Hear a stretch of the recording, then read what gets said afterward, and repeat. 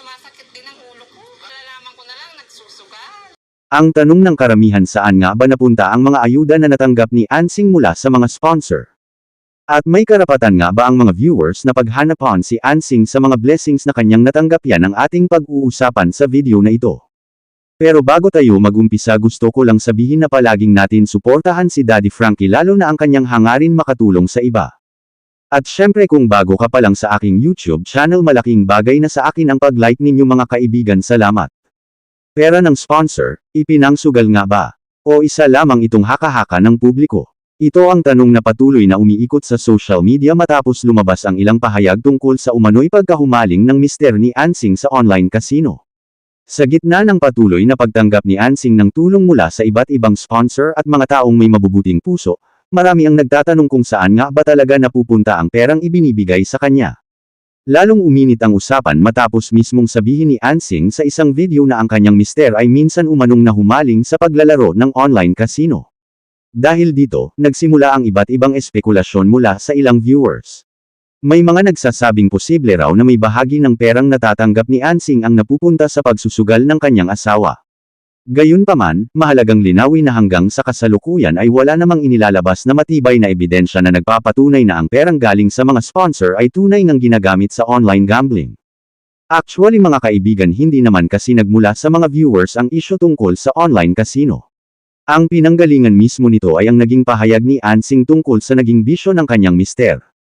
Kapag may ganitong impormasyon na lumalabas, natural lamang na magkaroon ng iba't ibang interpretasyon ang mga taong nanunood. Lalo pat ang perang tinatanggap ni Ansing ay hindi ordinaryong kita lamang. Karamihan sa mga ito ay galing sa mga sponsor at mga taong nagbibigay dahil nais nilang makatulong sa kanilang kalagayan. Kaya sa isip ng maraming viewers, mahalagang malaman kung paano ito ginagamit. Hindi ibig sabihin nito na obligadong ipaliwanag ni Ansing ang bawat sentimong kanyang natatanggap.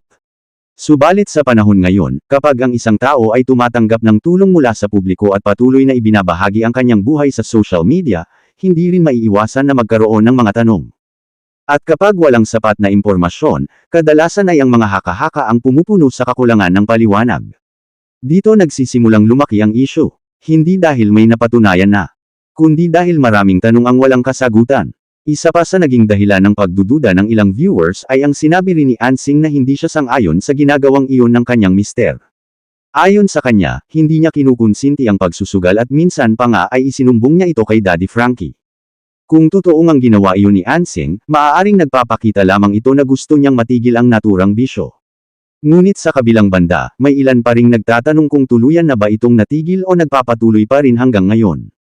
At ito ang tanong na wala pang malinaw na kasagutan. Kung sakaling nagpapatuloy pa man ito, hindi rin nangangahulugan na automatikong pera ng sponsor ang ginagamit. Magkaibang bagay ang pagkakaroon ng bisyo at ang paratang na ginagamit dito ang perang galing sa mga tumutulong. Kaya mahalagang paghiwalayin ang dalawang issue. Dahil kung walang ebidensya, nananatili lamang itong isang hinala. Kung ako ang tatanungin bilang isang viewer lamang ng mga videos ni Daddy Frankie at ng mga pangyayari kay Ansing, wala akong karapatang husgahan o akusahan ang sinuman. Hindi rin tama na agad nating sabihin na may maling nangyayari kung wala namang malinaw na patunay. Pero sa kabilang banda, naiintindihan ko rin kung bakit may mga viewers na nagtatanong. Kapag nagbibigay ka kasi ng tulong, natural lang na gusto mong makita na napupunta ito sa tamang layunin. Hindi ito dahil gusto mong kontrolin ang buhay ng tinutulungan mo, kundi dahil gusto mong makasiguro na ang sakripisyo ng mga sponsor at donors ay tunay na nakakatulong. Sa tingin ko, ang pinakamagandang paraan para matapos ang mga ganitong usapin ay hindi ang palitan ng paratang sa social media. Mas mabuti pa ring malinaw ang komunikasyon. Kung may mga bagay na maaaring ipaliwanag, malaking tulong yun upang mabawasan ang pagdududa. At kung wala namang dapat ipaliwanag, nararapat ding maging maingat ang publiko sa pagbibintang.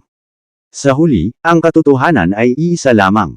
Si Ansing at ang kanyang pamilya ang tunay na nakakaalam kung saan napupunta ang perang kanilang natatanggap. Tayo bilang mga viewers ay maaaring magtanong, ngunit hindi tayo dapat gumawa ng sariling conclusion ng walang sapat na ebidensya. Kung sakaling mapatunayan balang araw na walang katotohanan ang mga hinalang ito, nararapat lamang na itigil ang mga paratang.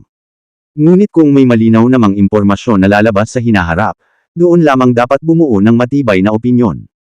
Hanggat wala pang katibayan, mas makabubuting pairalin ang pagiging patas kaysa ang mabilis na paghusga.